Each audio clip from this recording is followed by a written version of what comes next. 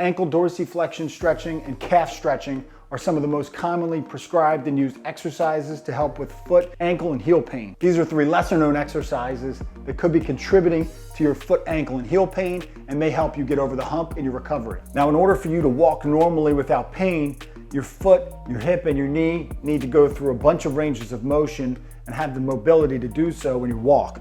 One of the things that needs to happen is your ankle needs to pronate, your foot needs to pronate as you come through a normal stride. So that means, as far as the back of the foot goes, that heel needs to be able to move out to the side.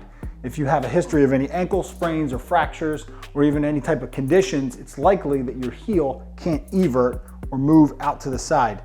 So this stretch is an easy way to do that. I'm going to show you with the slant board. We're just bringing the foot and putting it in that position where it's moving out to the side in the direction we want it to go. And then we keep our weight toward the heel because that's where we want our stretch to happen. And then we just weight bear over toward the outside half of the foot. And then because we're working the joint directly, we're not going to hold this real long, at least not in the beginning.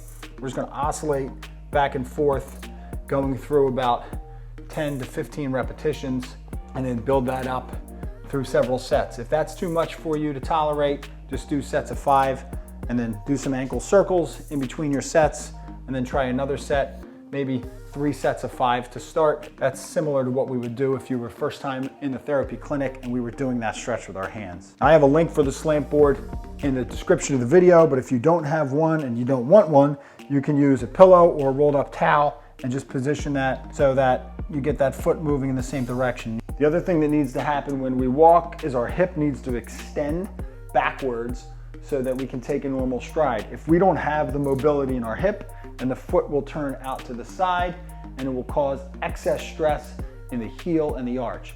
So many times we're working on treating that foot and ankle and we miss treating the hip. We need to address the hip flexibility issues and the strength issues that are contributing to your foot pain. A hip extension stretch, if we wanted to stretch this left side, we would put our right foot up on a chair or on our stairs at home, and then we're just trying to keep that foot straight. It's going to want to rotate out. You have to keep it straight.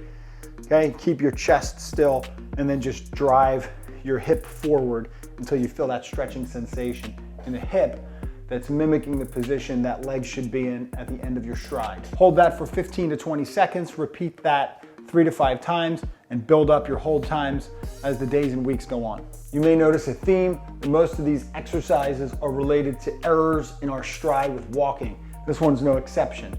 Again, to get that terminal stance, we call it, or the back of your stride, or to get a full stride, we need good toe extension to happen. Otherwise, we're abbreviating our stride and we have to take a step that's really shortened, and that's going to cause hip weakness and just a litany of problems down the chain related to weakness and balance. I actually think this is one of the biggest drivers of balance and weakness that happens as people age, as they lose that push off. So we need 2 things. Number 1, we need the mobility in that toe to be able to extend. So you can simply check out your toe, take off your shoes, see how much it moves, or more functionally, this is what we do in the clinic, see how far you can bring your foot without lifting that front or that bottom part of your toe off the ground. And you can even stretch from that position, holding onto a wall, door frame, and take that through back and forth as you stretch the joint. You can progress up to holding it 15 to 20 seconds. You can start off by oscillating, just like we were with the previous exercise. Taking that 1 step further, see what I did there? 1 step further, we're going to work on pushing off as well with that big toe. So getting that position and then trying to drive that big toe down into the ground before your heel hits in front of you. Drive down, get that heel to hit. Drive down, get that heel to hit. So we're not just doing a calf raise, we're using the toe flexors to help with that propulsion or that forward movement in your gait.